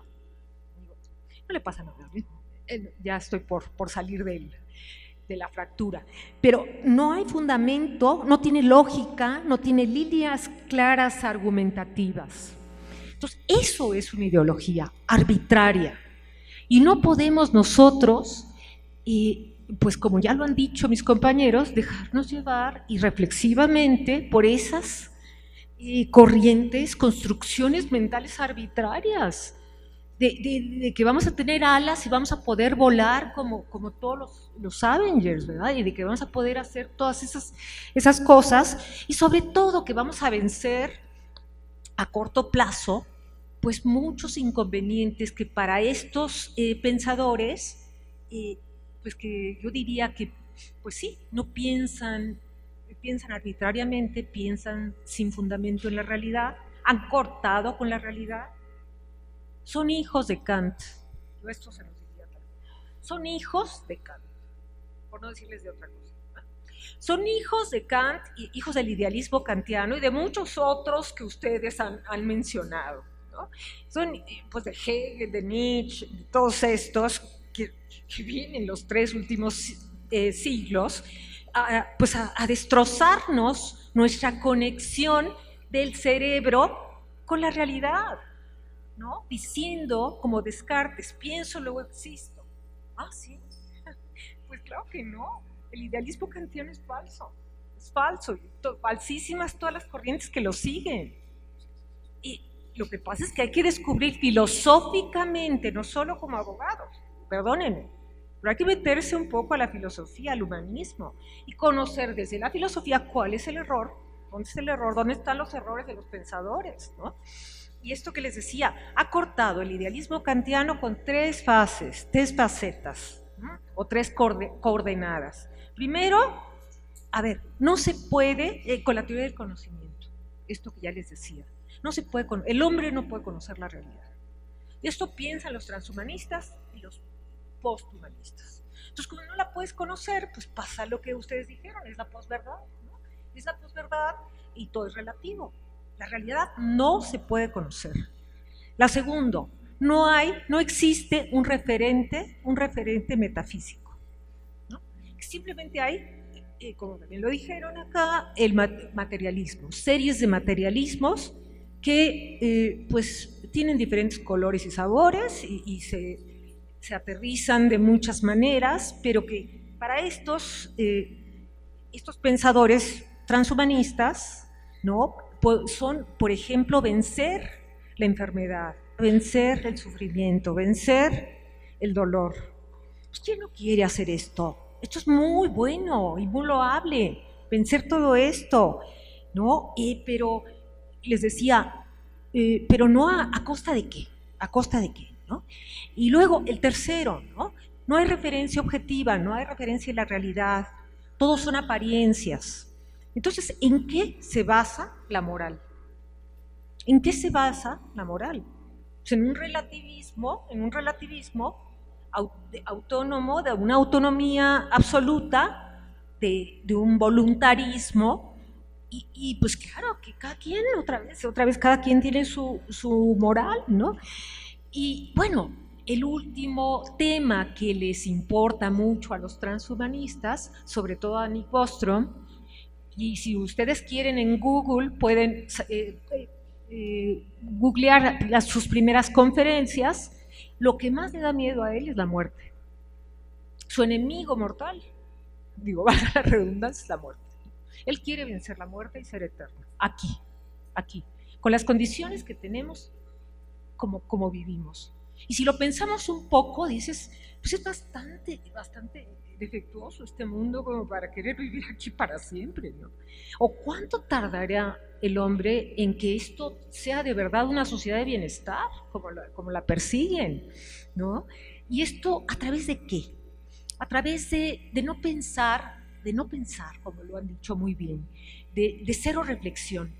A ver, nos bombardean con infinitud de mensajes que nos tienen atarantados, ¿no? Nos manipulan, nos tienen volcados hacia afuera, como ya lo han dicho, volcados hacia afuera, y no tenemos interioridad, no tenemos tiempos para reflexionar, como lo decía muy bien, guarden las series y su celular un rato y toquen lo que existe, ¿no? Esos debates que proponían excelentes, debatan un rato sin medios electrónicos, por un rato.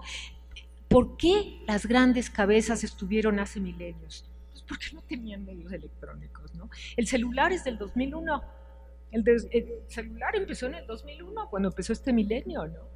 Y bueno, ¿qué pasa? Que estamos tan volcados y dispersos que no pensamos, nos desvían del sentido de la vida y de su final, de la muerte, de la auténtica muerte.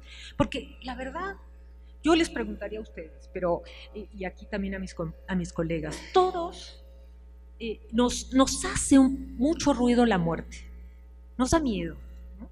Y sobre todo en esta sociedad, ¿no? Somos como, de verdad, como alérgicos a la muerte y preferimos no pensar en que existe o que está cerca de nosotros o que puede ser una realidad. Hay algo muy humano en eso, de nuestra esencia, de nuestra naturaleza, el deseo de permanecer, de trascender, de ser infinitos. Eso lo ha tenido el hombre siempre. La especie humana siempre ha tenido esa ansia de trascender y se ha colmado a través de las religiones, a través de las leyendas, de los mitos, en las culturas, en las primeras culturas, pero después en las religiones monoteístas, ¿no? O incluso en las orientales, ¿no? A través de la reencarnación, etcétera. Es este deseo de ir más allá, ¿no? Ir más allá. Pero lamentablemente el hombre, hoy por hoy, no puede ir más allá, ¿no? Tendrá unas creencias que lo hagan pensar que después de la muerte hay un paraíso o lo que sea, pero aquí la parte biológica se acaba, ¿no? Se acaba. Ese transhumanismo, esas corrientes del enhancement, del mejoramiento, lo que buscan es sobre todo desde los 50, ¿no? Son 7 décadas que buscan acelerar el progreso tecnocientífico, que ya también se ha mencionado, y que ha caído en la mentalidad cientificista, en una fe ciega en el progreso tecnocientífico. Es el Dios. Ahora, la persona a la que más se le paga es el técnico.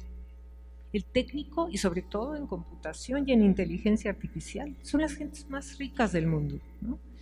Y estas gentes que pues han caído filosóficamente en una corriente que se toca en el libro brillantemente por Gustavo y por el doctor Ballesteros, el gnosticismo. Un gnosticismo actual que es una negación de Dios y un suplir a Dios con la tecnociencia. Ahora ya es el Homo Deus, ¿no? Y es el Homo Deus que es también el cyborg, ¿no? Ese cyborg, que son combinación de cromosomas, de bases púricas y pirimídicas, ¿verdad? Estos genes que tenemos todos mezclados con circuitos de máquinas. Ya hay la película esta de Johnny Depp de 2014 que se llama Transcendence, ¿no? Trascender, otra más que les recomiendo. Muy buena crítica a todo esto, ¿no? Les digo, hay películas, les puedo dar 20, ¿no? 20 películas para que amplíen el tema, pero la ciencia, pues es la única, para estos pensadores, ¿no? Para estos que son, de verdad, pues ya miles de pensadores, la única guía es lo empírico, lo que se puede demostrar por el método científico. Y pues esto es un gran error, ¿no? Romper con todos los esquemas del pensamiento tradicional. La ciencia libre de toda referencia moral, de una total libertad de investigación, ¿no? Instrumentalizando al hombre. Ballesteros pues habla de esto, de esa mezcla de simple información genética y electrónica. Los cyborgs, esas máquinas que a veces dan envidia, ¿no? Porque lo decía Stephen Hawking, ¿no? Que van a pensar mejor que nosotros, van a poder hacer, los algoritmos van a poder ser más listos que un ser humano, y de hecho ya en muchos casos lo son, ¿no? Pues, ¿qué podemos hacer? ¿No? Ya termino con esto. Lo que podemos hacer es lo que ya han recomendado los anteriores ponentes, ¿no? Una actitud crítica, una actitud reflexiva, saber que el ser humano no es pura biología, no son puros genes, y no somos circuitos, tampoco somos un medio social, somos mucho más que eso. La persona humana es un binomio de alma y cuerpo, ¿no? Un binomio de alma y cuerpo, y ahí está ese ser humano que no solo tiene dimensiones que no se pueden medir solo con el método científico. La piedra de toque de esta carrera en contra de los transhumanistas, lo dice Robert Spemann, es el principio de responsabilidad, el compromiso con esta generación y con las generaciones que vienen. ¿De qué lado nos vamos a poner? ¿De qué lado nos vamos a poner? Y termino con una frase de Alejandro Llano, ¿no? Ya sé que tienen clase, perdón, pero de verdad que no quiero dejar de leerla. Dice: tener presente es que hay 3 presupuestos que no son negociables, que existe la verdad y se puede conocer. Segundo, la libertad sigue al bien particular y al bien común. Y tercero, la persona humana es digna, merece respeto.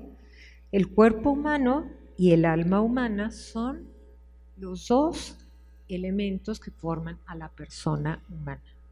Muchas gracias.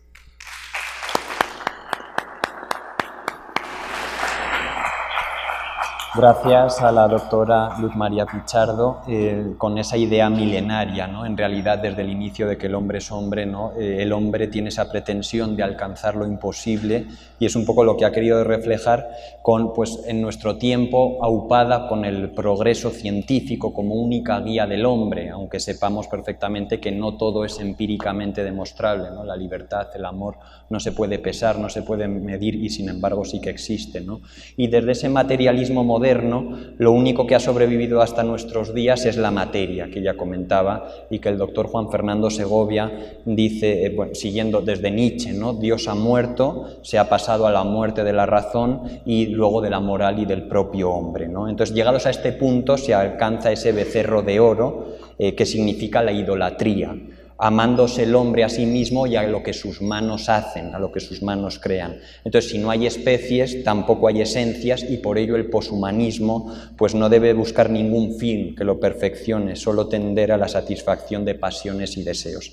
Entonces, esa es la pregunta clave que ha hecho la doctora, ¿no? Que es el sujeto poshumano, que dice Juan Fernando Segovia, dotado de una superinteligencia y un cuerpo mejorado, el cyborg, realmente que le va a permitir vivir indefinidamente, es un ser humano, ¿no? Entonces es toda la, pues sería toda la cuestión, ¿no? El anhelo de la humanidad, de la inmortalidad que persigue al hombre desde el inicio de los tiempos. Bien, y finalmente cedo el uso de la palabra al doctor Francisco Vázquez Gómez Bisoño, es doctor en Derecho por la Universidad Panamericana, investigador nacional nivel 1 del CONACYT, maestro en Derecho Procesal Constitucional, maestro en Ciencias Jurídicas y especialista en Juicio de Amparo. Actualmente se desempeña como el secretario académico de la Facultad de Derecho de la Universidad Panamericana. Muchas gracias, doctor. Pues bueno, me toca cerrar, jóvenes, ya se tienen que ir a clase, y pues en ese sentido simplemente dar un mensaje en representación del director de la facultad, el decano, en el sentido de que algo ya se ha dicho aquí, que las universidades serias como lo es la Universidad Panamericana, pues no pueden ser espacios en donde se impulsen las ideologías, porque como ya quedó también muy bien claro aquí, es que las ideologías son las ideas de alguien, sin sustento, sin una base científica, sin una base razonable. Las universidades más bien me parece que tienen que ser espacio de análisis, de reflexión, de contraargumentación, en todo caso de paradigmas, de teorías, este conjunto de teorías que suelen estar centradas en un núcleo que se acepta sin cuestionar. Normalmente todas las teorías parten de ideas que se asumen como ciertas sin la necesidad de demostración, y ahí es donde empezamos a ver un principio de verisimilitud. En suma, pues yo agradezco mucho al doctor Andreu, a los coordinadores del libro, a todos los que participamos en el mismo, que nos hayamos dado esta oportunidad y sobre todo transmitirla a ustedes, porque me parece que en este punto hay que destacar.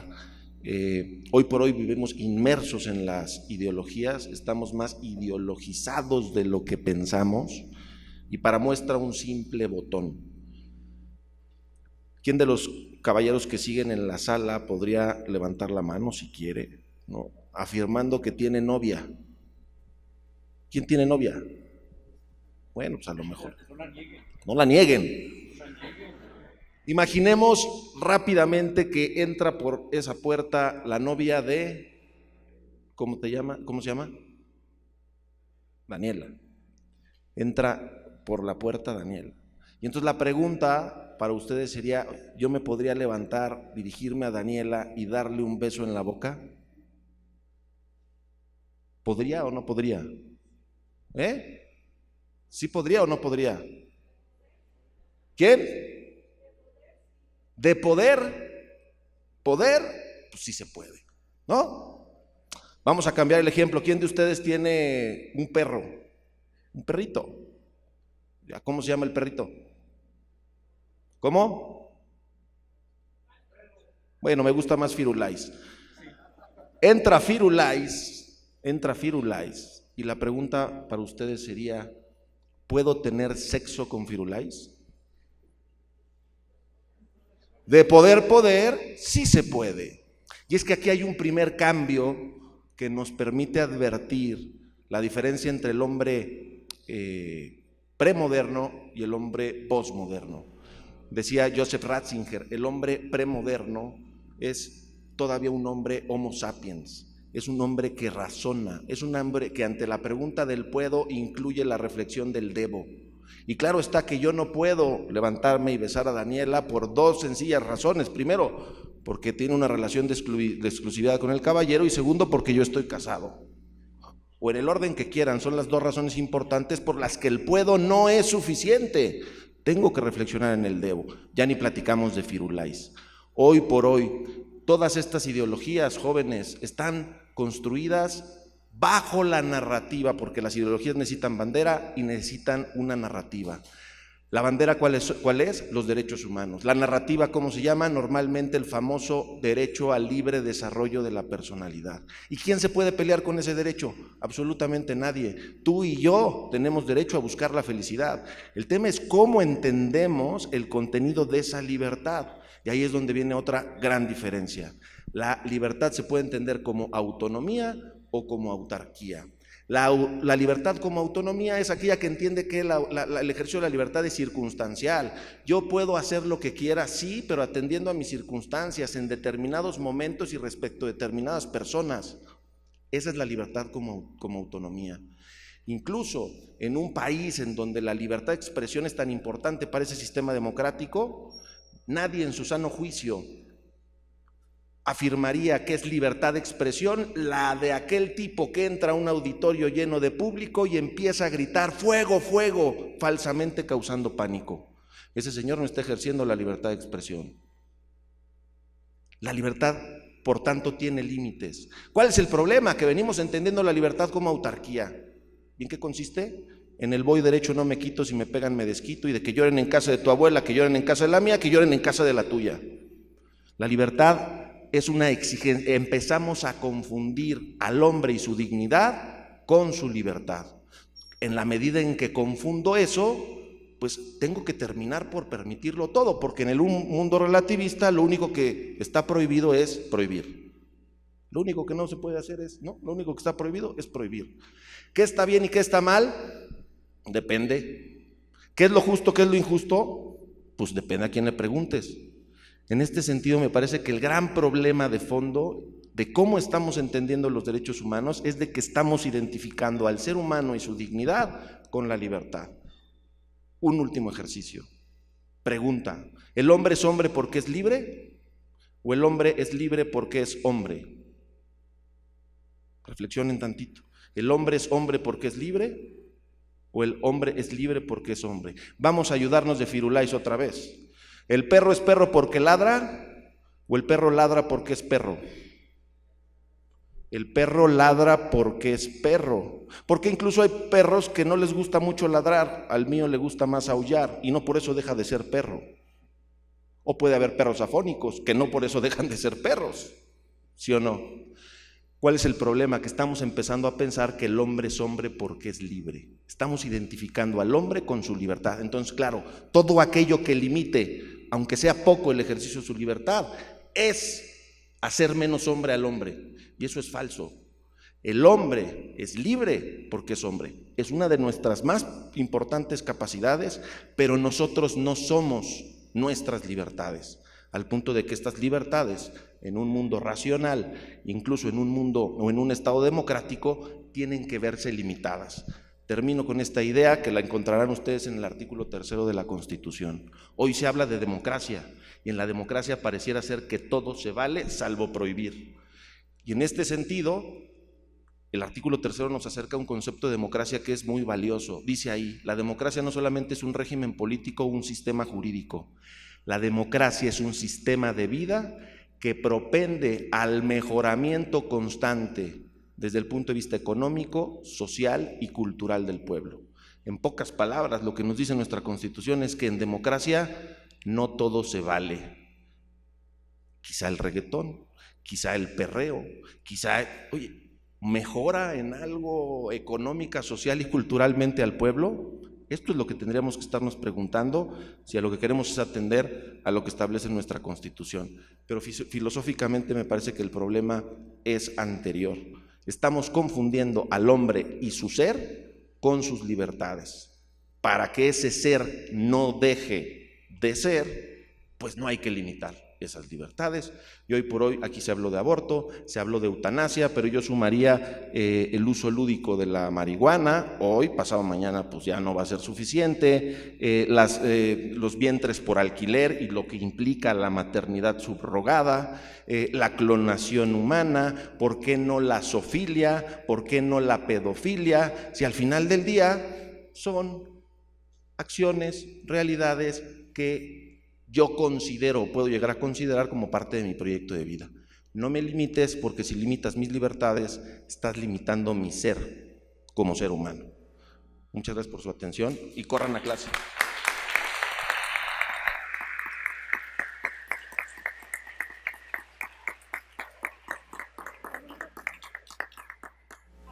A nombre de la Facultad de Derecho de la Universidad Panamericana, les damos las gracias a nuestros ponentes. Muchas gracias a todos y buenas tardes.